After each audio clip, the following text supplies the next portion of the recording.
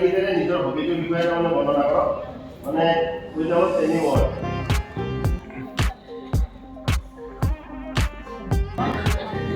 গান শুনা গান শুনা গান শুনা হয়নে ছাৰ হয়নে তেখেতসকলে যিটো এক্সপ্ৰেছ মানে কি গেছ কৰিছে সেইটো হয়নে তেওঁলোকে কৈছে আপোনাৰ গান শুনা হয়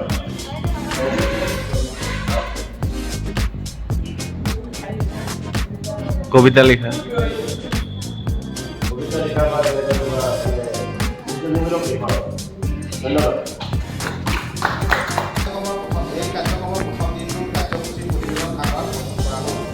আজি ইংৰাজী 16/11/2023 তাৰিখে শিক্ষা শিক্ষাখণ্ডৰ অধীনত প্ৰথম পৰ্যায়ৰ 5 দিনীয়া কাৰ্যসূচীৰে মহোদয় কলেজৰ শিক্ষাগৃহত অসম ৰূপায়ণ আৰু ইয়াৰ শিক্ষণ সামগ্ৰীৰ উপযুক্ত ব্যৱহাৰৰ সন্দৰ্ভত আয়োজন কৰা প্ৰথম দিনটোৰ কাৰ্যসূচী সুচাৰুৰূপে সম্পন্ন হয়। ভাগ সমল ব্যক্তি হিচাপে পুৰবী বৰুৱা বাইদেউ আৰু চৈয়দ সোণাৰুদ্দিন আহমেদ ছাৰে আগুৱাই নিছে। প্ৰশিক্ষণৰ প্ৰথমটো দিনত চৈয়দ সোণাৰুদ্দিন আহমেদ ছাৰে একেলগে সম্পৰ্কে পূৰ্বৰ ধাৰণা কিছু আগবঢ়াই লগতে আমাৰ শিক্ষকসকলক এটি প্ৰি টেষ্টৰো অনুশীলন কৰাইছে।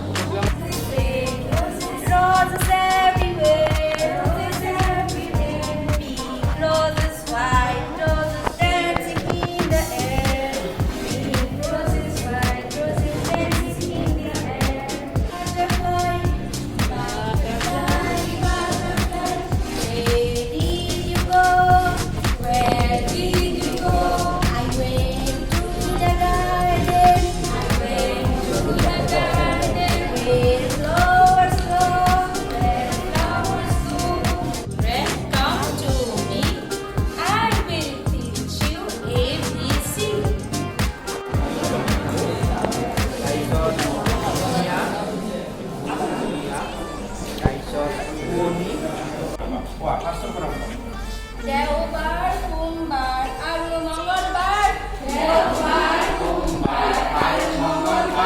বুধবাৰৰ পিছতে বৃহস্পতিবাৰ শুক্ৰবাৰ শনিবাৰ এই 7 বাৰ বাৰবোৰৰ নাম বাৰু মনত নাই কাৰ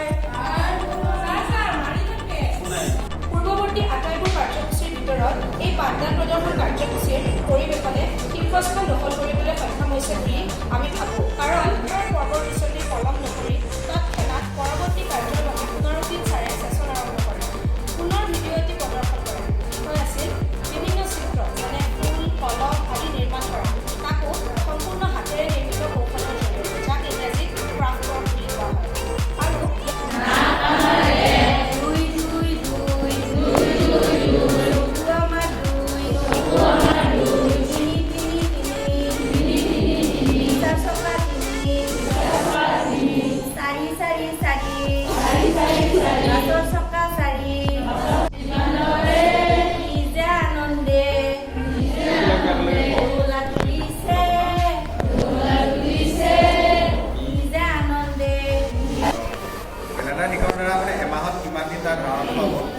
এবছৰ মাহ সপ্তাহৰ দিনৰ ধাৰণা হ'ব।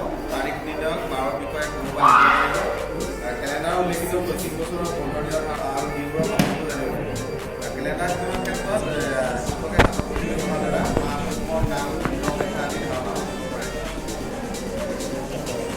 আৰু এটা বুলি কৈছেনে স্বামীসকল নে আৰু কিবা এড কৰিব পাৰি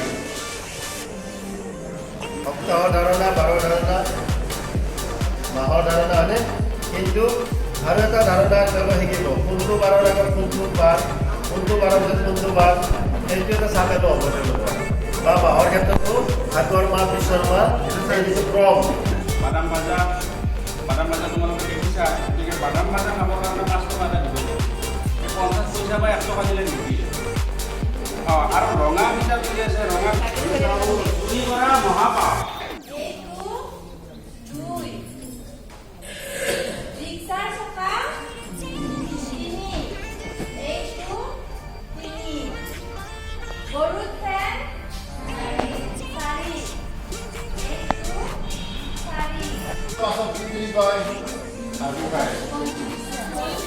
Artifactor.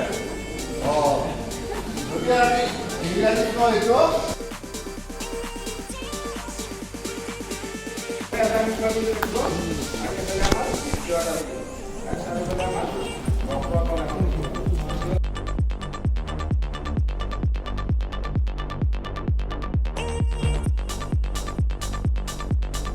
গাঁঠি দিলো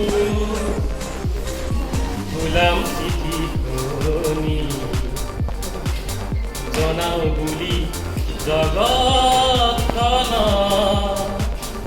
বিহুৰ লগনি পাৰৰ পাখিত গাঁঠি দিলো গোলাম চিঠি শুনি জনাও বুলি জগতখন লিখিছো কাৰ কি কি মাত শুনি ভাল পা আৰু লিখিছো কি কি মাত শুনি বেয়া পা নৰে পিঠিতে তবলা